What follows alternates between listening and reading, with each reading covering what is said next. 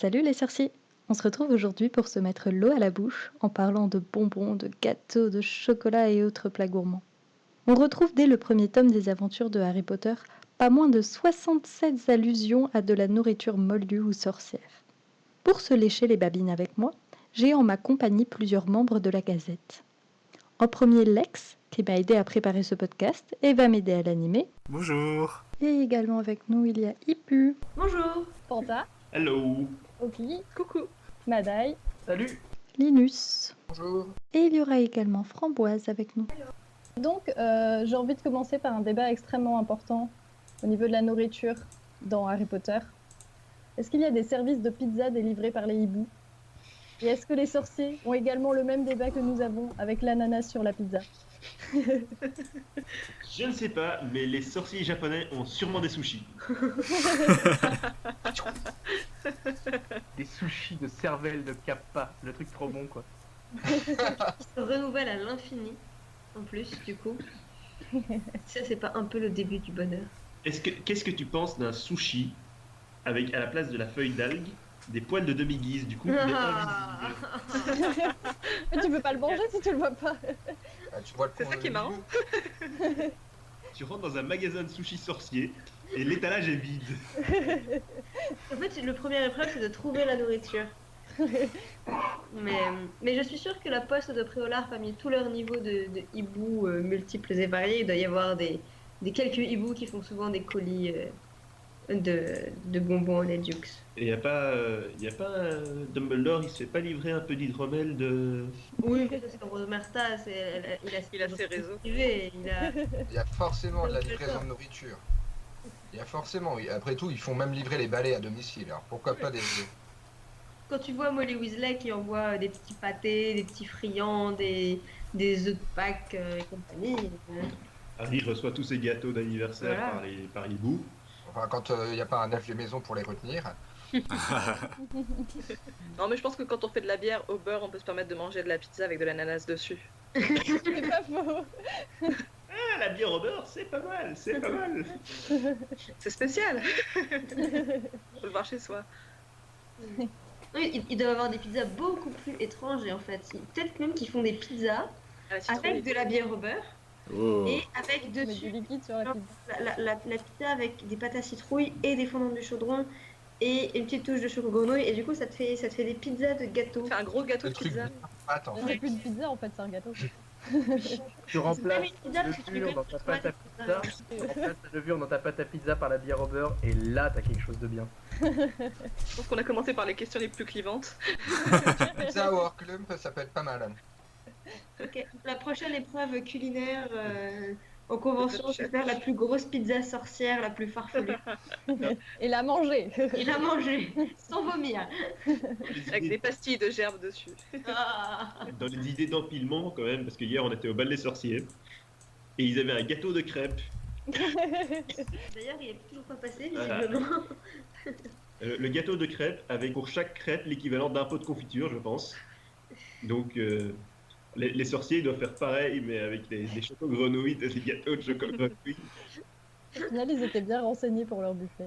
Ouais. Nous, on va passer à un sujet un petit peu plus sérieux. Parce que on parle beaucoup de cuisine dans les livres, mais on n'évoque jamais Molly Weasley qui est en train de faire ses courses ou les factures des banquets de Poudlard dans les frais d'inscription. Et du coup, on se demandait si la nourriture magique est plus abordable financièrement que celle des Moldus. Personnellement, je trouve que c'est pas une question d'abordable ou pas.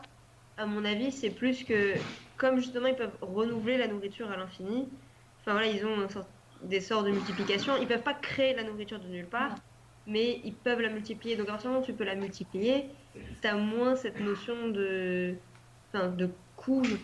Parce que t'achètes une cuisse de poulet, tu la multiplies par 10 et tu nourris toute ta famille avec techniquement le prix d'une cuisse de poulet. Tu fais pousser une carotte dans ton jardin et c'est bon. Voilà, c'est ça. Donc, même s'il te faut la nourriture à la base, et en plus, ils doivent sans doute avoir des sorts. Je crois pas que ce soit mentionné, mais voilà, pour préserver, pour les conserver au mieux, ou ils les transforment comme ils veulent. Donc, il y a moins de. Il n'y a pas forcément de difficulté à ce niveau-là. Donc, ça doit, par la force des choses, ça rend sans doute la nourriture plus abordable. Même si après, il y a vraiment une dimension de confection et de travail, justement, dans la bière au beurre ou dans les confiseries, où là, c'est vraiment des plats sorciers qui sont... Enfin, il y a de la magie qui crée un effet, puisque pour que c'est les queen souris, c'est ça, où tu as l'impression que tu as des dents qui queen après. Enfin, donc là, il y a de la magie qui est impliquée dans la création de l'objet, donc il y a une dimension artisanale et artistique Oui. de la cuisine, mais sinon, la nourriture pure, il n'y a pas vraiment de coût, je pense, puisque si tu veux te faire ta soupe, bah... T'achètes une carotte. Pas complètement d'accord parce que les sorts justement pour multiplier la nourriture, cuisse de poulet, carottes, etc. Si tu les maîtrises pas bien, soit tu reproduis pas tout complètement, soit tu préserves peut-être pas tout, Ouais, il y avait toute une, la enfin tout le produit quoi. il y avait il me semble que c'est sur Pottermore, hein, donc on prend avec des pincettes, mais qui expliquait que au plus tu multipliais un même aliment, au moins Oui. au plus il perdait sa saveur, il perdait ses nutriments, il perdait tout ça. Après, c'est, pour moi, c'est si tu copies la copie de la copie de la copie de la copie de la copie, mais à partir du moment où tu préserves l'original, et bon, effectivement, tu dis les sortilèges, ben, tout le monde ne peut pas les maîtriser et tout le monde ne peut pas tout le monde ne peut pas se transformer en Jésus et multiplier les pains. Est-ce que l'original est préservé justement quand tu copies? Tu sais pas, ça se trouve en fait tu scindes l'original en complétant à chaque fois. Mais même si tu rachètes, par exemple, un aliment original à chaque fois, bah, n'empêche que pour préparer un repas, au lieu d'acheter 10 pommes, tu vas acheter une pomme. Donc même si ça te coûte quand même une pomme, en termes d'économie magique, ça change quand même beaucoup. Oui, et puis je pense qu'ils sont restés beaucoup plus, à force de repli sur eux-mêmes aussi, ils ont probablement un peu plus conservé voilà, le fait d'avoir leur potager, ce genre de choses. Quoi. Alors après, on manque un petit peu de visibilité là-dessus, mais Et après, pour ce qui est des pratiques des sortilèges, enfin, c'est pas, bon, on n'a pas vraiment l'impression que c'est le genre de sortilège qu'ils apprennent à Poudlard, mais en soi, des sortilèges de métamorphose, de multiplication ou quoi, ça a l'air d'être des sorts relativement basiques. Enfin, Gemino, voilà, c'est ça, c'est un sortilège que tu maîtrises en sortant de Poudlard. C'est pas comme le Patronus ou même si c'est un sortilège de défense qui est très utile, bah, même des bons sorciers vont pas réussir à le maîtriser. donc du coup, ouais. on peut conclure que les sorciers sont mieux préparés à faire la cuisine que nous qui n'apprenons pas du tout à cuisiner à l'école. tu apprends à lire des recettes de cuisine, donc t'es pas si mal préparé que ça. Et on fait des crêpes. On fait des- C'est pas tout à fait la même chose non plus. Entre faire des crêpes et préparer un pot-au-feu, il y a une marge. Mais, du coup, oui, on disait les potagers. Je vois bien effectivement les Weasley avoir un potager. Après, j'imagine moins bien les Malfoy entre nous. Bah, les Malfoy, non, mais ils s'en fichent, ils ont un elfe de maison, eux, donc... Il y a des gens qui bossent pour eux. Je pense que ils ont facilement leurs elfes de maison qui vont aller faire leurs courses, qui vont avoir. Enfin, j'ai toujours été fascinée par la question des elfes de maison et je me demande, mais ils doivent avoir des réseaux, genre ils doivent s'échanger les bons conseils, Un marché noir de céleri. les meilleurs trucs. Alors attends, toi tu vas acheter tes œufs d'anguille ou ça, tout ça. Enfin, il y a quelque chose d'assez fascinant à imaginer tout le système de comment ils s'organisent et même comment les elfes de maison arrivent dans les familles. Les agences de location d'elfes de maison, etc. Ça, c'est très bien imaginé par Gaëlle 31 pour le coup. Là, elle en parle dans ses fictions, ce genre de choses, les héritages, les reproductions et tout. C'est assez glauque. C'est c'est assez déplaisant, mais probablement assez réaliste en même temps. Mais, voilà. Mais ouais, non, j'imagine bien un petit club privé d'elfes de maison dans le sous-sol du chaudron baveur. Effectivement, pour qu'ils échangent, qu'ils se boivent une petite infusion avant de repartir. Quand c'est les La doigts. confrérie de la soupe. Le blind pig en fait. Ouais, mais c'est exactement ce que je suis en train de me dire. C'est le blind pig des elfes de maison et ils s'échangent les dernières bonnes recettes de gratin de pommes de terre. Je les imagine bien sous le manteau comme ça. Ah, pas sous le manteau, attention, hein. Sous la thé si tu Pas peux, non mais pas plus. sous le torchon. Sous le torchon. chapeau. Et ils ont plein de couteaux sous le chapeau. Ou sous les chaussettes. Ah, c'est pour ça que Dobby aime autant les chaussettes, parce qu'il peut faire planter plein de trucs dedans. Kick de Pas pas mal. Il se balade avec des chaussettes autour de sa ceinture et, et de la nourriture dedans. T'as une chaussette pour chaque truc, en fait. C'est donc ça.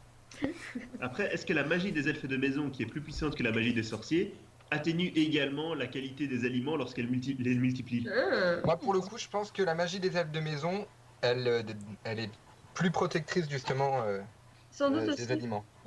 Parce que par exemple, il y a quand c'est dans le tome 5, là, quand il y a Tonks qui arrive chez Harry pour le chercher, elle dit qu'elle maîtrise pas très bien les sortilèges ménagers, que c'est un truc qui était plus la spécialité de sa mère et tout. Donc déjà, il y a quand même un peu des indices sur vraiment les affinités personnelles des sorciers en fonction du type de magie et ce qui leur correspond un peu.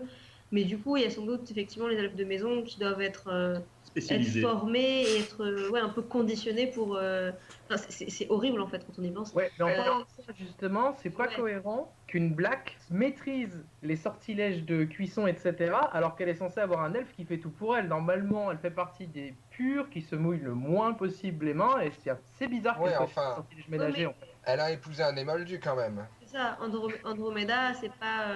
Justement, elle Ouais, est mais un tu peu la comme prends plus Sirius. tard, quoi. De l'autre côté, j'imagine très mal Sirius faire la cuisine. Oui, moi aussi. Je pense qu'il vaut mieux éviter que Sirius fasse la cuisine. De toute façon, il s'en fiche, il mange des rats. Ew. 13 ans à Azkaban. Ils mangent tout ce que Buck mange. Non, mais on a aussi vu quand même au terrier des fois où Molly cuisine en étant énervée, ou ses patates se retrouvent à l'autre bout de la pièce. Comme quoi, je pense qu'il faut quand même un certain état d'esprit. Tu peux pas faire cuisine, les utiliser n'importe quand, ces sortilèges. Hein. Bon, après, c'est comme la vie moldue, hein. C'est des choses qui peuvent arriver Oui, c'est ça. à tout le monde, je pense. Et du coup, est-ce qu'ils font cuisiner les prisonniers à Azkaban, vous croyez? Oui, j'ai vu que c'est des trackers qui font la cuisine. Avec un petit tablier. Il faut un fanart comme ça. Une sorte de purée noire. Puis des conseils pour la mayonnaise. Chers lecteurs, chers auditeurs, si vous avez envie de faire un fanart avec un détraqueur en train de préparer la bouffe de tous les prisonniers d'Azkaban, ça nous intéresse. Je pense que Lex, si tu veux illustrer ce podcast, Oh, ouais. On te donne du matériel. T'as un détraqueur qui discute avec Dobby dans la cave du show pour se faire cuisine. avec le petit tablier. Attends, je mets de l'échalote, toi. Moi, je mets de l'oignon. Ah ouais. Carrément. Je ferai ça. Donc du coup, sujet suivant. Depuis le début du podcast, on aborde pas mal la nourriture dans Harry Potter, mais avec l'arrivée des animaux fantastiques, on découvre le monde magique des années 30. Donc à votre avis, quelles étaient les friandises magiques à la mode à cette époque, et est-ce que vous pensez qu'on va découvrir encore des super choses dans les prochains films? Dans les. Non, c'est pas vraiment On une- va à Paris déjà, donc forcément on va avoir... On va avoir les Est-ce qu'ils vont chocos, faire une blague dans la version française Ouais, entre on va- baguette et baguette. ou on va avoir les chocos cuisses de grenouille. Oh non. C'est horrible. Là, par exemple, dans les graphismes qu'on voit dans le premier film, L'Animal Fantastique, on voit qu'ils ont repris le jus de citrouille. D'ailleurs, dans les graphismes de Minalima, ils ont refait un design un peu plus années 30. Donc, il y a quand même une continuité sur certains produits entre ceux qu'on connaît et ceux qui existaient déjà dans le monde magique il y a 70 ans avant. Donc, après, je pense qu'il y a des trucs, à mon avis, des choses comme la bière au beurre, ça va être des trucs assez vieux. Ouais, Mais les drages de surprise de Bertie Crochet, c'est assez vieux. Ouais, On a la date de création d'ailleurs, non? ouais, c'est quelque part. Ça doit être sur Pottermore aussi, je pense. C'est sûr. En tout cas, on l'a dans le timeline. Ouais, on a dans le timeline. Pour les dragées surprises, il suffit d'aller chercher sur le sorcier du mois, sur le site de Ah, J.K. Rowling, je pense plutôt. Je pense qu'il y a des choses qu'on retrouvera ou qui vont pas forcément beaucoup changer. Mais après, c'est peut-être plus en fonction du pays qu'en fonction de l'époque, à mon avis. Oui, t'as le packaging, t'as le pays. C'est comme chez nous, hein, après tout, on a des produits qui sont très anciens, qui sont toujours commercialisés, mais et du coup, voilà, c'est vrai que c'est amusant quand on voit les anciennes publicités ou les anciens packaging, mais c'est là qu'on se rend compte justement qu'ils sont très anciens. Mais Après, je trouve que dans le film, justement, Animaux Fantastiques, on ne voit pas énormément de friandises magiques. Oui. On n'a pas énormément une notion comme ça de... Mais c'est aussi parce qu'on est dans un univers plus adulte. Et du coup, les trucs qu'on découvre, par exemple, on découvre la Giggle Water. l'eau glouglous, ou voilà, qui cause un rire à chaque fois. Bon, elle a cette petite particularité magique, mais est-ce que c'est vraiment une friandise ou quoi? Il me semble qu'elle commande quelque chose d'autre. Elle commande un. C'est pas un fire whisky, mais Ouais, je sais. presque. Donc, on découvre pas pour autant, on découvre pas réellement de nouvelles friandises. Et à la limite, l'aliment le plus magique qu'on voit dans le film, c'est tout à la fin, ce sont les pâtisseries de Jacob, quoi. Oui, voilà. Ces formes animalières où il suffirait que Queenie passe un peu derrière pour qu'il s'anime et qu'il soit aussi réaliste que les choco-grenouilles. Mais c'est vrai que le strudel, par exemple, on le voit fabriqué de manière magique, mais c'est pas une recette sorcière. Oui, Mais là, Ouais. par contre, je pense qu'on voit justement Faites la très attention technique. parce qu'à ce rythme-là, de le prochain épisode, on récupère petit biscuit. Hein. Mais je pense aussi que c'est dû au fait que on est dans les Animaux Fantastiques, sur le premier en tout cas, à New York, avec beaucoup. Ils sont pas vraiment dans un. Enfin, ils vivent parmi les moldus, donc ils ont peut-être moins accès, ils vivent en ville, donc ils n'ont pas leur potager, justement, comme on disait tout à l'heure, au niveau d'accès à la nourriture ou quoi. Donc peut-être que c'est pas non plus les mêmes. Comment dire? J'ai perdu le fil de ce que je sais dire. Les mêmes conditions de vie, les mêmes traditions. Après, les traditions, voilà, on était aux États-Unis, c'est vrai que c'est pareil, c'est vraiment. Enfin, les spécialités américaines, c'est des adaptations des spécialités importées aussi. Hein. Mais oui, on voit Tina qui mange un hot dog, quoi. Alors, juste pour information, il semblerait que les dragées surprises de Bertie Crochu datent de 1935. Ah, Peut-être qu'on va voir Jacob, en fait, goûter les premiers dragées surprises de Bertie Crochet. Peut-être qu'elles ont même été créées Oui, c'est inspiré, en rapport avec les animaux, quelque chose comme ça, comme la même chose que pour Jacob. Parce qu'il me semble que dans l'histoire qui avait été donnée là, justement sur le site de Rowling, si je dis pas de bêtises, il disait que le créateur, Bertie Crochu, il avait. L'idée des dragées lui était venue en laissant tomber ces choses comme ça, des choses comme ça. ouais, c'est ça. Et du coup, j'imagine bien un accident un peu bizarre comme ça avec avec les personnages comme ça, avec Jacob et tout ça, et où il y aurait une chaussette qui finirait, ou peut-être un nifleur qui aurait amené une chaussette dans un vieux chaudron, par exemple, et que ça donne. Ce serait rigolo d'avoir L'origine. trouvé un peu ça. Et j'avoue que ça pourrait être assez fun de voir le personnage de Bertie Bertie Crochu, en Ouais. vrai, dans le film. Avec Et puis après, la- j'imagine habillé de manière aussi colorée que les emballages des films, et du coup, c'est très drôle. J'ai l'impression de voir Lord Farquaad avec du bide. Maintenant, je me dis, est-ce que dans les Animaux Fantastiques, ils n'ont pas créé un vieux packaging de dragées surprises de Bertie Crochu et du coup, ce serait une erreur. Ça me dit rien. Non. Non. Il y avait les packagings de jus de citrouille, ça c'est sûr. Hmm. Mais d'autres aliments qu'on connaissait déjà, je crois que c'est le seul. Sinon, ce serait un premier packaging. Hein, Un pré-packaging tout premier, ouais, juste avant. avant même qu'il ait l'idée de créer les dragées surprises, il était là, je vais faire une boîte pour ce truc. Non, mais après, il était déjà confiseur, donc ça peut être autre chose que des dragées surprises. C'est pas parce qu'il y a écrit Bertie Crochu que c'est forcément les dragées surprises. Hein. On pourrait se faire avoir comme ça. Ben, en fait, donc Bertie Botts est né en 1935. Ah, Ah oh. Ah, Encore plus tard. Ah oui. C'est vraiment très récent. Mais après, il peut très bien avoir un père nommé Bertie aussi. je crois qu'on essaie de rapprocher un peu trop les wagons. Bertie Ça peut Bott, être une autre père et piste. fils. Mais après, oui, ça serait rigolo de voir, de voir la continuité des friandises. C'est vrai que comme on n'est pas avec des adultes et plus des enfants, c'est pas vraiment le même public, mais de voir effectivement ce qui revient et ce qu'on retrouve d'un pays à l'autre. Et, Justement, ça pourrait être intéressant de voir ce que les adultes préfèrent Mm. préfèrent. Puisque pour l'instant, on a quand même énormément de friandises, de bonbons, même si les adultes en mangent beaucoup. Dumbledore, le dernier. Ouais. Bah, en plus, comme on va revoir, du coup, justement, comme on va revoir Dumbledore, on va voir s'il avait déjà cette passion pour. Ouais, ça va être une sorte de petit easter egg, le voir tout le temps en train de... Je pense qu'il avait déjà cette passion. Ces bonbons au citron. Mais du coup, ça peut promettre une conversation très intense, très intéressante entre Dumbledore sur les bonbons et Bertie Crochet éventuellement, et de l'autre côté, son frère qui traite sa chèvre tous les jours pour se prendre son lait bien naturel et qui surtout touche pas aux trucs confectionnés parce que c'est bourré de... Et Jacob qui imagine le meilleur bonbon. Peut-être que les friandises seront peut-être un moyen de contrôler les obscurus ou des choses comme ça. Tu lui donnes un bonbon. Avec le chocolat pour des crackers. Tu lui lances une cacahuète. Calme-toi, Crédence. Bah, en même temps, les enfants aiment les friandises, les obscurioles étant des enfants. Enfin. C'est Qui crédible. veut la jolie sucette?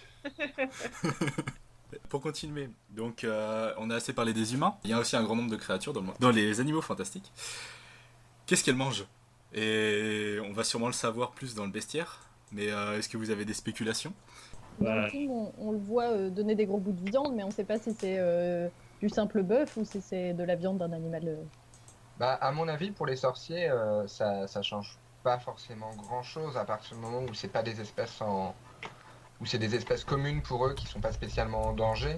Je pense qu'ils consomment autant des espèces magiques que des espèces non magiques. Donc, d'ailleurs, on voit Hagrid avec un steak de dragon dans le tome 5. Hein, donc, Ouais, et pour avoir un steak de dragon, ça doit pas coûter rien du tout. Et l'utiliser comme ça pour se soigner l'œil en plus. J'ai vraiment besoin. Double utilisation pour se soigner l'œil et ensuite il nourrit croque-dur avec, donc on peut... Il y a du recyclage. Oui, Non, c'est mais par exemple, je pense qu'il doit y avoir quand même pas mal de créatures qui sont herbivores Ouais. et qui mangent n'importe quelle plante, qu'elle soit magique ou pas. Est-ce qu'il y a des risques qui mangent les beaux trucs? Ça, c'est sûr. Est-ce que les beaux trucs sont herbivores? Est-ce que les beaux trucs sont comestibles? Mais, les beaux trucs dans les bouquins, enfin, quand il y a le cours de soins aux créatures magiques, je crois que c'est dans le tome 5, avec des insectes. Bob Planche, où il dit qu'il mange surtout des cloportes et des œufs de fée. Donc, je sais pas si Newt peut se procurer très facilement des œufs de fée, mais des cloportes, ça va pas être le truc le plus difficile. Donc, Il a peut-être un élevage de fées dans sa cabane. Hein. peut-être, ça c'est pas impossible. Ça, En revanche, je pense pas que les sorciers mangent des beaux trucs. et D'abord parce que je suis pas sûr qu'il y ait grand chose à manger, et ensuite ça a quand même l'air d'être une espèce relativement intelligente. ils peuvent s'en servir de cure-dent. j'ai du mal à imaginer Newt élever des fées dans le but de les faire manger à d'autres créatures. C'est fait, c'est des œufs. Les œufs. Ouais. Oui, mais enfin, pour avoir des œufs, il faut une fée.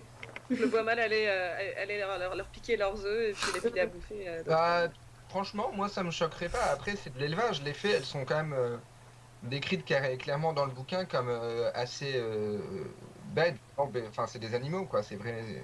Elles ont C'est vraiment comme nous rien avec à nos voir poules, avec, quoi. avec ce que nous on peut imaginer des fées. Après, le débat, c'est est-ce qu'un animal a besoin d'être bête pour être mangé? Ouais. Oui, non, mais là c'est un autre débat. Où est Evanna Lynch quand on a besoin d'elle? Bah, justement, il y a un podcast il y a un Mugglecast où il y a Evan Lynch qui est invité et ils ont ce débat là sur est-ce que Newt est vraiment vegan par rapport à tout ça. Est-ce que dans les animaux, enfin, donc ça peut être intéressant. Elle se demande également est-ce que quand on est vegan ou végétarien, on doit aller toquer à Poudlard à la cuisine pour leur dire s'il vous plaît, sur le banquet, vous pouvez mettre un peu moins de viande et plus de légumes. Bah, j'ai quand même l'impression que dans les banquets à Poudlard, quand ils décrivent les repas, t'as quand même beaucoup de choix, quoi. Donc, Mais enfin, Ok. de ce qu'ils décrivent, je pense que pour les gens véganes, ça doit pas être très ça doit être un peu complexe. Après, je pense que les mentalités évoluent. À Poudlard, il y a moyen aussi que les elfes composent les repas un peu différemment avec le temps. ouais. Ouais, Oui, et qui s'adapte à la demande. sur base des animaux fantastiques, réellement le film, on voit quand même un Okami qui mange un cafard. Donc Oui. c'est un élément. Et on voit un demi-guise qui pique une pomme et une sucette, a priori. Non Mm. Oui. Ouais. Donc voilà, on a un peu ça. On a le demi-guise qui a quand même le côté un peu le plus humain de toutes les créatures, parce qu'il y a ce côté simiesque. Donc je vois mal un Okami manger une sucette, mais Ça peut être adorable.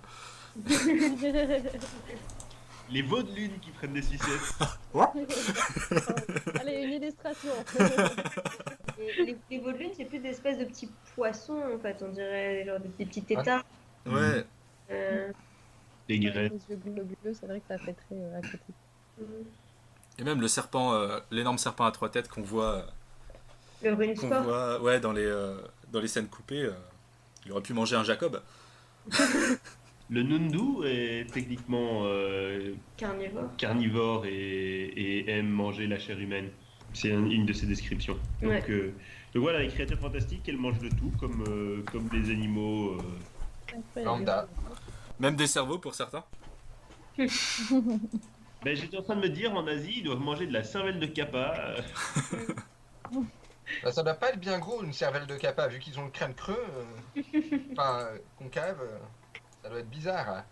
Faut aimer les abats, quoi. Bah, pour le coup, à Poudlard, ça les dérange pas. Hein. Ils sont en Écosse, le pays du haggis. Ouais, mais c'est pas la même chose. Le haggis, c'est bon. Bah oui, et alors, t'as jamais goûté la cervelle de kappa? C'est pas faux.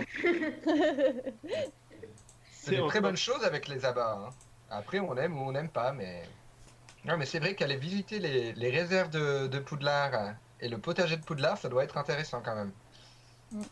Dans le potager de Poudlard, on a déjà le potager de Hagrid, où il cultive une partie des citrouilles, mais c'est plus pour la déco, lui.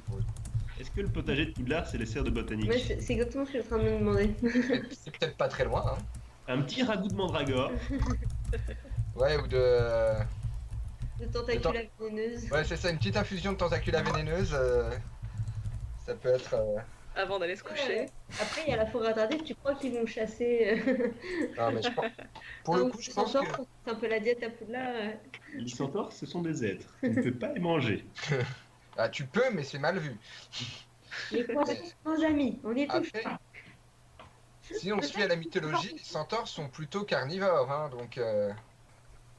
À quel moment on passe au ragoût de calamar géant et est-ce qu'on ne pourrait pas manger Aragog? Oh bah sûrement, hein, il y a sûrement à manger là-dedans, mais... Est-ce que c'est Les très araignées bon, sont je sais pas. comestibles, mais... Bah, ça nourrirait un sacré paquet de personnes. Ouais, après tu manges probablement pas tout non plus hein, à l'intérieur. Comment tu l'as fait cuire, vu la taille L'extérieur l'extérieur sera cramé, l'intérieur sera cru, quoi. Déjà, Ouais, niveau yeux, je pense qu'il y a moyen de se faire des... non. c'est sympathique. Après tu manges des pâtes comme les pâtes de crabe. Hein. Tu Ouais, prends J'aime pas trop l'intérieur. le sens que prend ce podcast, là. C'est un peu poilu, mais... Mais Vu il faut- la taille de pattes de l'araignée, tu peux limite rentrer dans les pattes de l'araignée pour moi. On va aller manger ce qui reste au fond. Oh.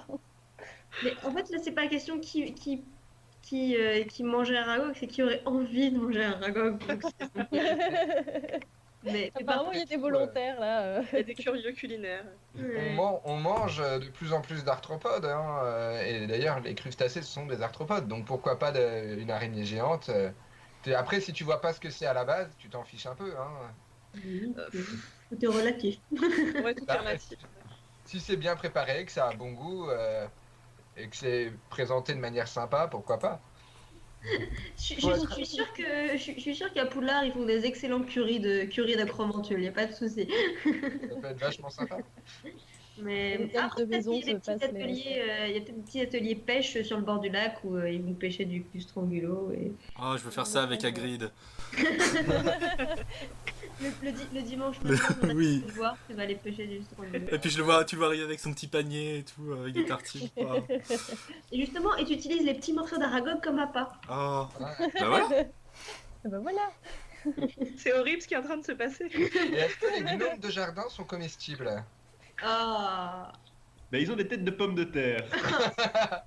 Sinon, il y a les légumes aussi. C'est bon, Je les pense légumes. pas qu'ils soient comestibles. Parce que sinon, Molly, elle en aurait fait quelque chose au lieu de les laisser balancer dans le champ d'à côté. C'est pas faux. Je précise quand même qu'il y a plusieurs végétariens dans cette rédaction qui sont absolument horrifiés par la discussion. Mais si vous voulez, pour revenir au potager de Poudlard, je pense qu'il est distinct des serres de botanique et que les serres, elles sont plutôt à destination Égal. mettre des potions et voilà. c'est ça, Ouais, éducative. Ouais. Et éducative, évidemment. Après, il y a des plantes qui peuvent servir, qui peuvent être comestibles et médicinales. Je vois bien dans les souterrains de Poudlard des grandes cavernes où on cultive des champignons, ce genre de trucs. Ah Ça pourrait ouais. être pas mal.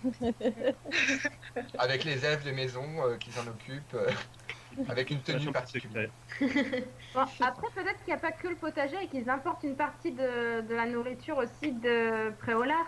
J'imagine qu'Albert Force, il doit avoir son réseau aussi pour se procurer des aliments. Je sais pas si Poudlard utilise le réseau d'Abelforce pour se fournir, tu vois. Je sais pas si c'est un réseau très très légal. Mais oui, il y a probablement des fournisseurs. Pour sûr que les elfes de maison, Albert Force, c'est des trucs. Avec leur passage secret, ça le surdemande. Peut-être que Dumbledore, il le savait pas trop, mais je suis sûre que certains elfes... C'est vrai que pour les transformer comme le jus de citrouille et tout, il y a des chances que ce soit pas forcément fait sur place, mais... Non, mais il y a des manufactures manifestement, parce que pour produire en masse les pâtes à citrouille, les fondants du chaudron, les dragées surprises, etc., il y a forcément des gros producteurs. Mais justement, mais ça, les dragées surprises, ça, c'est pas un truc que tu manges à Poudlard.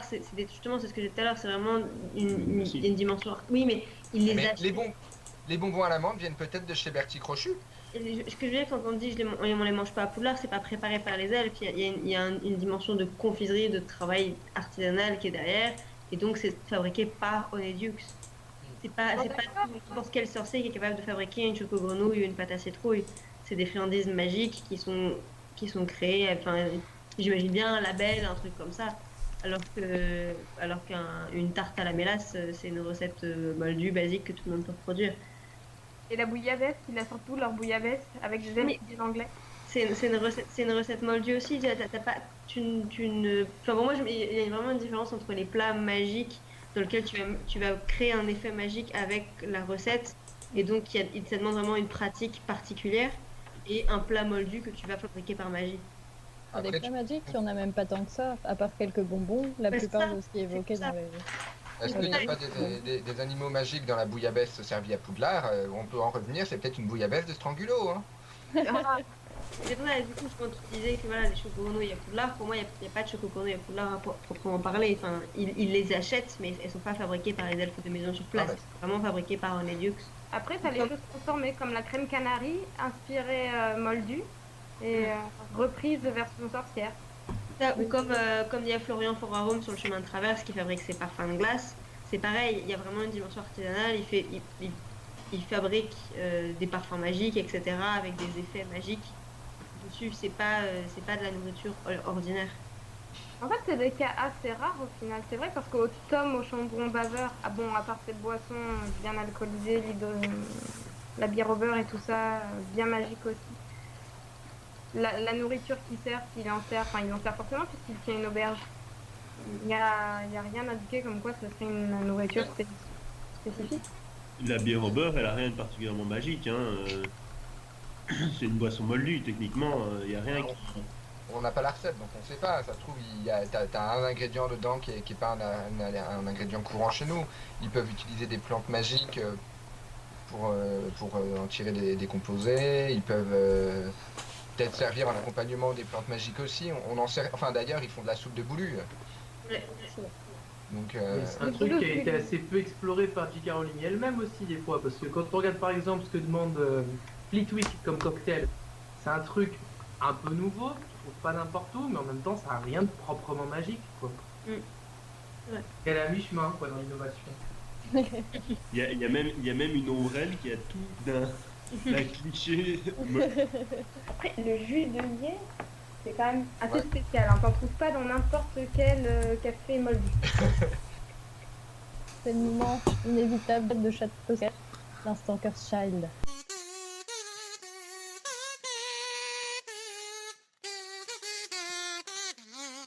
Est-ce qu'on va parler de la Dame du Train dans Curse Child? Il y a quelqu'un qui a le courage de résumer si peut-être des auditeurs ne se rappellent plus ce qui se passe avec la Dame du Train. C'est un monstre. Voilà.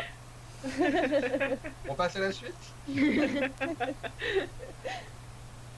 Quand même, le traumatisme. Non mais en plus je pense qu'on a tous imaginé quand on était gamin au collège que les dames de cantine et tout, elles dormaient là, elles étaient super spéciales et tout. Et ouais, ça a fait écho je pense à pas mal de gens. Du coup, pour résumer, la dame aux friandises que tout le monde pensait gentille, ce n'est en fait pas vraiment une sorcière, mais une espèce de monstre bizarre qui fait partie du Poulard Express et dont le rôle est d'empêcher les élèves de descendre du train. Et si tu as le malheur de vouloir descendre du train, elle te balance des pâtes à citrouille qui se transforment en grenades à la figure. Voilà, pour les petits. Toute une génération de lecteurs qui l'avaient toujours trouvée trop mignonne et associée avec la première fois où Ron rencontre Harry. Et non. Moi j'avoue que la dame aux friandises, je m'en fiche, mais les grenades pâtes à citrouille, c'est plus problématique. En plus, c'est du gâchis de nourriture. Et ça, c'est malade. Maintenant la question c'est est-ce que n'importe quel aliment peut se transformer en grenade? C'est un peu risqué. Et surtout, est-ce que c'est elle particulièrement qui a la capacité de transformer n'importe quel ingrédient en grenade? Est-ce que c'est les pâtes à citrouille qui ont la capacité de se transformer en grenade? Est-ce que c'est le Poulard Express qui transforme la nourriture en grenade dès que tu sors du Poulard Express?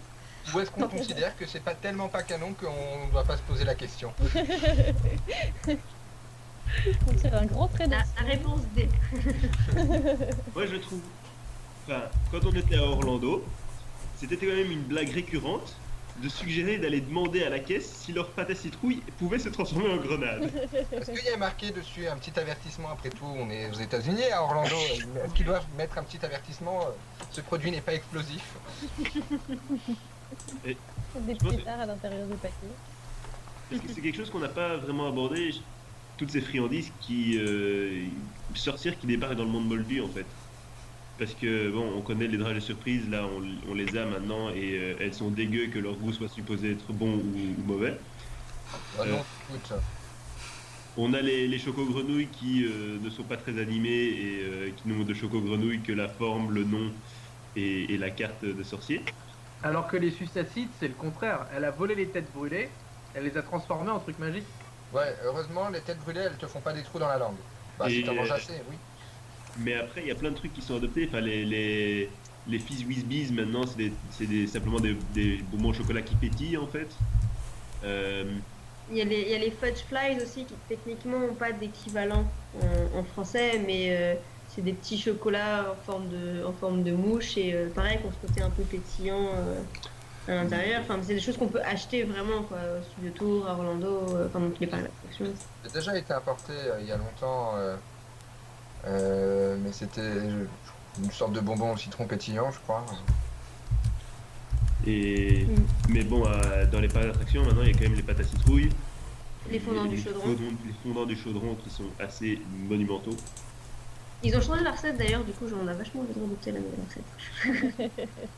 À la fin, ils ont vraiment à la fin fait essayer de transposer au maximum quand même.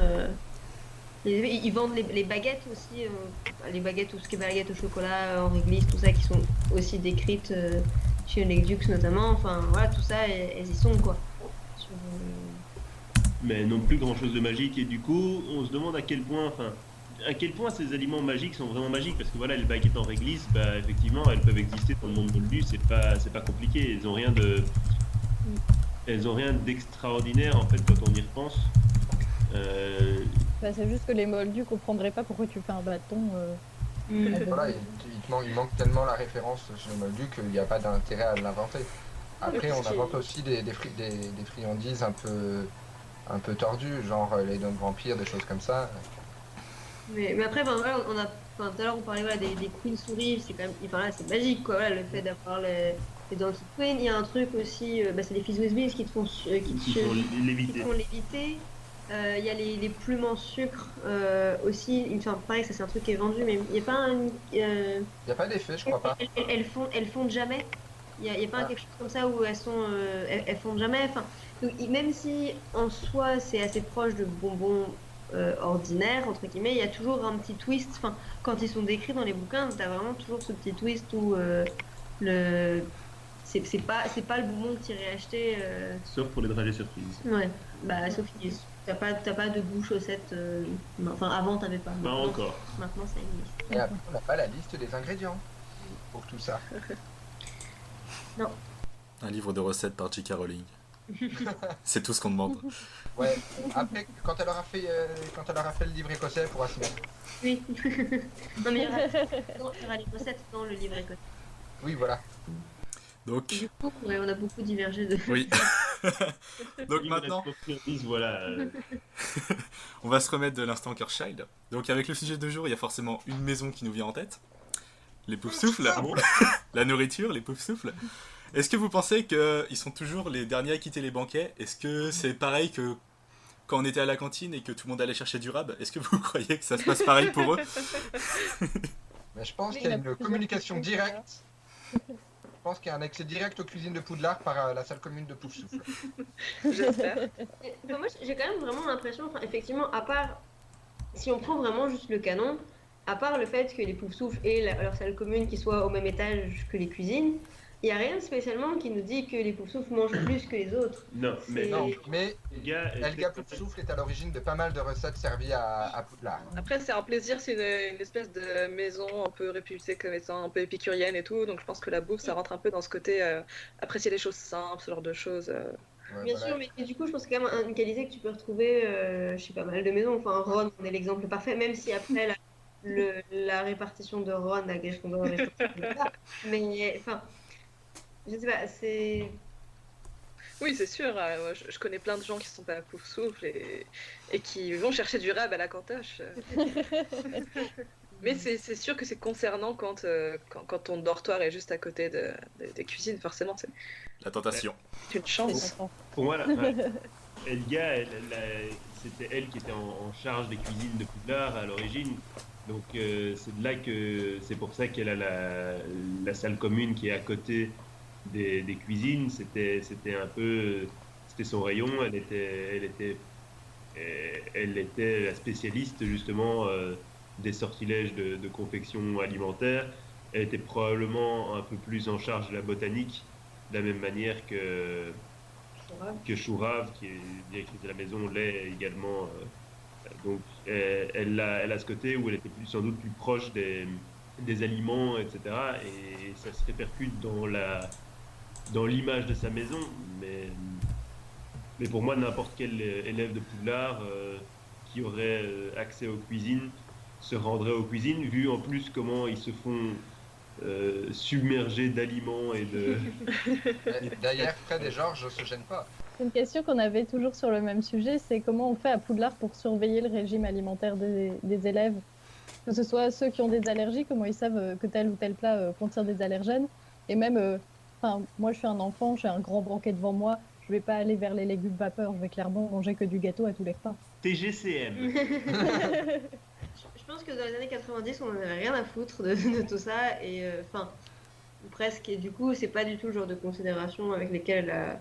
Je pense ça serait écrit aujourd'hui Harry Potter, tout le monde se poserait la question dès le début, et l'éditeur aurait dit un truc, mais il y a 20 ans.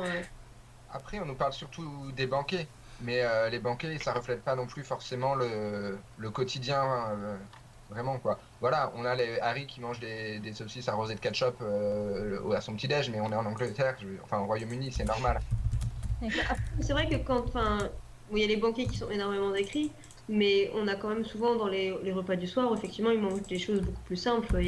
On parle de hachis parmentier, on parle de choses comme ça, qui sont des plats beaucoup plus classiques et ordinaires. Donc après, on peut supposer qu'il y a toujours du choix et que du coup, selon tes goûts et tes préférences alimentaires, bah, tu vas aller plus vers un plat qu'un autre. Mais un peu comme une cantine classique, en fait, où tu auras en général 2-3 plats. Mais Et après aussi, il y a l'image des films qui joue. oui. Parce que dans les livres, on a quand même plein d'aliments assez simples. Dans les films, c'est pléthore et très coloré et Clairement. ça paraît extrêmement riche. Justement, on voit quasiment que les banquets aussi Ouais, dans les films on et voit. pas les repas ordinaires. On voit 2-3 petits déjeuners. Oui. Oui, mais voilà, c'est pareil, le petit c'est- déjeuner, c'est le repas normalement plus important, et pour le coup, il est probablement assez représentatif, enfin, il est assez classique finalement quand même. Je veux dire, au niveau des composants, après, tu prends ce que tu veux, du coup, tu peux manger trop, mais il est assez classique pour ce qu'on imagine d'un petit déj britannique. Ils peuvent même assez facilement sauter les repas. Ouais. Parfois, genre, ils sont embarqués dans une aventure et ils vont même pas manger. Il n'y a pas de... Genre, Ouais, c'est pas c'est ça? C'est ce type-là d'aventure? Il n'y a pas de pointage avant l'accès incorpore pas, oui, c'est vrai, mais... Enfin, pas de pointage à ce qu'on sache. Après, on n'a pas, c'est pareil, on n'a pas non plus le quotidien vraiment de la vie à Poudlard. On ne sait pas quand ils sont convoqués. Je veux dire, les fois où on voit qu'ils sont convoqués par leur directeur de maison, c'est pour quand ils font vraiment des choses absolument incroyables. Mais il y a sûrement des heures de colle pour des choses un peu plus bateaux, des convocations pour ah là là, vous n'avez pas fait. Enfin, pour Mais des dégradations, des choses comme ça. par exemple, il y a des moments où Harry il est en retenue avec Ombrage à 17h et du coup il va manger juste avant parce que c'est aussi britannique, donc à nouveau il mange plus tôt et tout. Mais il doit quand même y avoir des heures de repas, des plages horaires assez libres parce qu'on sait qu'il y en a qu'on court plus tard que les autres, notamment les cours d'astronomie aussi. Enfin, mais voilà, j'ai pas l'impression que c'est des trucs qui ont été vraiment hyper pensés non plus parce que enfin, ça reste de l'imaginaire et t'as pas forcément besoin d'avoir tout établi comme ça, précisément noir sur blanc en fait. Mhm.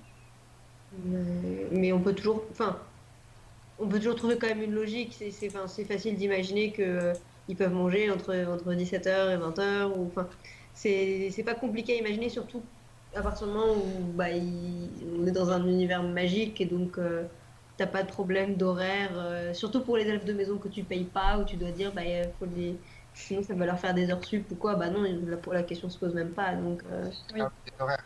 Le meilleur exemple, c'est pour le petit déjeuner. On les voit descendre, ils peuvent aller de telle heure à telle heure au petit déj, mais s'ils arrivent trop tard, ça y est, il n'y a plus rien sur la table au moment où tu tends la main, parce que c'est pile l'heure où ils doivent desservir et faire de la place, quoi.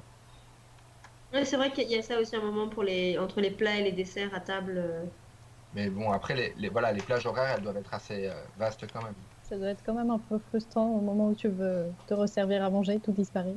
Faut Faut bien une connaître limite à tout. faut savoir quel tableau il faut aller chercher et comment on l'ouvre ensuite pour accéder aux cuisines. C'est ça. Et ensuite, tu vas dire, excusez-moi, je crois qu'il vous reste quelques tartes à la mélasse. J'ai Ne pas les eu jetez ça. pas, j'ai encore un petit creux. Fais des petites réserves pour mettre dans ton dortoir. Ils sont tous leurs réserves de sucreries, de machin. Enfin, tous, peut-être pas, mais ils sont quand même nombreux à avoir ce genre de choses. Et puis, dans les salles communes, ça se trouve, t'as des choses qui sont servies, des petits plateaux qui peuvent être garnis ou des choses comme ça aussi, pour de temps en temps, les petits creux. Les élèves de maison, ils ont l'air assez sympas quand même. Donc, je pense que ça les dérange pas de temps en temps de faire plaisir aux élèves comme ça. Puis après, je pense que c'était important aussi quand ça a été écrit que tout ce qui touche à la nourriture reste un peu quand même fantasmagorique et un peu éloigné, toujours un peu magique et éloigné de la réalité parce que Harry, ça fait partie d'un des trucs qu'il découvre aussi quand il va à Poudlard. Il a été sous-alimenté toute sa vie et du coup, la nourriture, ça fait partie d'un truc complètement dingue pour lui. Il arrive et il y a tout à profusion. Donc, Ça doit rester magique quoi. Si tu t'organises trop, ça devient. ça perd un peu de son charme peut-être. Du coup, le podcast touche à sa fin. Et avant de vous quitter, je propose un petit tour de table pour savoir quelle nourriture, moldue ou sorcière, qui est évoquée dans les livres, vous aimeriez goûter. Déjà, sur notre site internet, la Gazette du Sorcier, vous pouvez retrouver quelques recettes inspirées de Harry Potter, si vous avez très faim comme nous à la fin de ce podcast. Sinon, je ne sais pas qui a été affamé et se dit qu'il irait bien manger quelque chose de particulier à la fin de ce podcast. Bon, les pâtes à citrouille, franchement, elles me tentent bien. Ouais, t'as pas peur qu'elle t'explose Non, parce que c'est pas canon. On jette un voile pudique. Voilà. Hein, même 2 ou 3 voiles, tu peux. Si tu veux. Mais c'est un catamaran que tu as là. Mais tu peux ramener Sirius de l'autre côté tant qu'à faire au passage. Ouais, tiens, on pourrait jeter le livre directement à travers sous l'arche. Je te balance Cursed et tu me ramènes Sirius, d'accord? Moi, personnellement, j'aimerais bien goûter le jus de citrouille. Parce que la soupe de citrouille, je vois, mais faire du jus avec de la citrouille, ça doit être quand même extrêmement bizarre. Parce qu'il doit te falloir 3 citrouilles pour réussir à avoir un fond de verre de jus déjà. Parce que c'est quand même pas très juteux comme légume. Moi aussi, je pense que ça serait le jus de citrouille. Mais un vrai. Ah ouais. Un préparé par un sorcier. Après, c'est pareil, je sais pas s'il y a que de la citrouille dans le jus de citrouille, hein, parce que sinon, c'est peut-être pas terrible. C'est un peu comme le jus de carotte, quoi. C'est pas Oh, c'est Ouais. bon. Oui, ils doivent forcément rajouter un peu de jus de pomme comme partout. Voilà. J'avoue que le jus de citrouille, j'aimerais bien goûter aussi. Même, enfin, c'est trop dur d'en choisir un, mais quelle idée d'en choisir un. Mais en fait, la bière au beurre, il existe plein de recettes. Justement, tout à l'heure, on parlait d'adaptation moldue. Il y a énormément de recettes qui existent, mais dans les livres, c'est vraiment décrit de manière tellement magique et délicieuse que je me dis, j'aimerais vraiment enfin, goûter leur bière au beurre à eux. Enfin, celle qu'ils font à Orlando, la version chaude, est vraiment délicieuse. Mais du coup, et c'est vrai que ça se rapproche plus de celle des livres, parce que justement dans les livres, c'est censé être une boisson chaude, contrairement à celle du studio qui est à température ambiante. Voilà, donc je suis assez curieuse de ça. Après, les Fizz with Biz, je pense que c'est assez cool. Et de manière générale, les trucs avec des effets un peu bizarres, voilà, les Queen Brie, ce genre de choses, ou Une petite crème canari. ouais, une petite crème canarie, un truc vraiment qui fait un effet que tu peux pas faire en vrai dans le monde moldu. Tu En prendrais revanche, la boîte à flemme, je suis moins. Ah, J'irais pas dire que j'ai envie de les goûter pour le côté, leur aspect gustatif, mais ça peut peut-être dépanner. Oui, voilà, c'est ça, ouais. Mais bon. Les pastilles de gerbe, Le nougat né en sang. Oh. Non, moi, qu'est-ce que j'aimerais manger? Le gâteau vive d'or de Molly Weasley. j'aimerais bien manger chez les Weasley, ouais. faire un repas de famille À partir- chez les Weasley. Sauf si elle fait des sandwichs au canal beef. Je suis en train de dire, on n'a pas du tout parlé de la cuisine de Hagrid. J'étais en train de penser à ça. Dans la catégorie les défis de ta vie, est-ce que tu pourrais croquer les cookies de Hagrid? Moi, j'aime bien les cookies quand ils sont tout durs, alors ça m'a toujours fait envie quand je lisais ça. Ouais, mais en les laissant tremper très longtemps dans sa boisson, à la limite, peut-être, mais sinon je tiens à mes dents. Il n'y a pas que les cookies, parce qu'il fait aussi des sandwichs à l'hermine, et ça a l'air trop bizarre. Et voilà, il fait ses ragoûts, où il dit que c'est du ragoût de bœuf, et en fait il trouve des grosses serres d'oiseaux dedans. Enfin, c'est Non, C'est de l'hippogriffe. bizarre. C'est Hagrid. c'est Hagrid, quoi. Du ragoût d'hippogriffe. Moi, c'est assez classique en fait. J'aimerais juste bien goûter la tarte à la mélasse parce que c'est un truc qui m'a toujours intrigué quand je lisais. Je voyais même pas ce que c'était que de la mélasse en fait. Et quand je voyais que c'était le truc préféré de Harry, je me disais, ça doit être un truc de ouf. Du coup, j'ai vachement idéalisé ça. C'est de la tarte. Alors que si ça se trouve, c'est pas bon. Ah, au studio, je crois qu'il y en a. J'ai un doute. Je crois pas. Peut-être pas. Mais après, c'est de la tarte. Enfin, voilà, je pense que c'est une la sorte tarte de au tarte au sucre. Hein. Ouais, c'est Ouais, une ça se recette trouve britannique. facilement dans le monde moldu, on va dire. Ouais, c'est une recette britannique assez classique. Bah, c'est ça aussi, en tant que Français, quand on lisait les livres, il y avait plein de références de nourriture qu'on n'avait pas, et qui du coup nous faisaient encore plus rêver, alors que Ouais. c'était de la nourriture totalement moldue et basique pour les lecteurs anglais. Ah, mais leur description des petits-déj, ça me fait toujours rêver. Oui, moi tellement. aussi. D'ailleurs, je voudrais bien un âge de maison pour avoir un petit déj comme ça tous les matins au réveil. Mais après, il y a la version aussi, les plats de Creature, où il fait des trucs super bizarres. Ouais, mais il cuisine trop bien apparemment aussi. Ouais, quand il a envie. Ça dépend pour qui, ouais. Une fois que tu lui as donné son médaillon, c'est bon, il est content. Bon, bah, je pense qu'on peut finir là-dessus, à moins que vous ayez eu des choses qui vous soient venues en tête. Non, en fait, j'ai bien aimé, parce que quand on a parlé dans le podcast précédent sur le tome 7, voilà, j'avais pas été hyper convaincue par ce tome, mais un truc que j'ai bien aimé, c'était justement de voir un peu les limites de la magie, puisqu'avant, dans le cadre de Poulard, on avait l'impression que même s'ils étaient apprenants, ils pouvaient quand même faire beaucoup de choses avec la magie et tout, c'était un peu la solution à tout. Et du coup, quand dans le tome 7, on arrive avec cette limitation sur la fabrication de la nourriture et tout ça, je trouve ça assez intéressant et assez important d'avoir pu mettre des limites à ça, voilà, tout paraissait possible. Et là, bah non, en fait, on apprend que tu peux pas faire apparaître de la nourriture de n'importe où, tu peux pas la créer. Et du coup, je trouvais que c'était une évolution intéressante et voilà, peut donner un peu de profondeur à quelque chose justement qui était magique. Et on sort de Poulard, on arrive dans le monde plus adulte où ils sont voilà, à la recherche de leurs crux, ils sont un peu livrés à eux-mêmes. Et en même temps, du coup, on perd ce côté magique des repas des repas très impressionnants préparés par les elfes et très appétissants. Et voilà, enfin, Mais d'ailleurs, je me rappelle plus si pendant qu'ils sont en fuite en train de chercher les Horcruxes, elle précise de comment ils mangent. Quelquefois, justement, parce qu'ils ont pas mal de difficultés à trouver à manger. Enfin, ils essaient de trouver des champignons et ils ramassent des champignons. Et elle dit que Hermione, elle essaie de trouver des sorts pour réussir à les transformer, à les rendre comestibles. Mais c'est quelque chose justement qu'elle a jamais vraiment appris et que c'est pas de sa spécialité, qu'elle maîtrise pas très bien. Et voilà, que Ron y râle toujours parce que c'est pas aussi bien que ce que fait sa mère. Alors il y a une ou deux fois où ils disent qu'ils vont au supermarché Moldu ou qu'ils vont dans une ferme, ils vont emprunter contre un peu d'argent des œufs et du pain ou des choses comme ça, et qu'après effectivement ils peuvent les préparer, mais du coup ça crée, enfin c'est aussi un des vecteurs de tension dans leur groupe quoi pendant ce moment-là, mais du coup je trouve ça intéressant le contraste entre voilà, la nourriture qui était à profusion, qui était magique, et là tout de suite en fait on est dans la difficulté, on est en fuite et on perd ce côté magique où ça devient un challenge et ça devient quelque chose auquel on doit penser tous les jours parce qu'il faut bien se nourrir et que c'est un besoin un besoin auquel on peut pas vraiment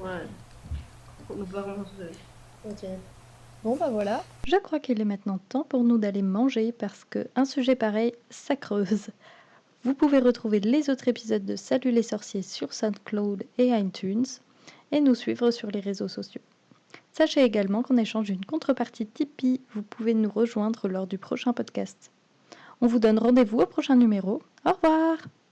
Salut. Salut. Bon appétit!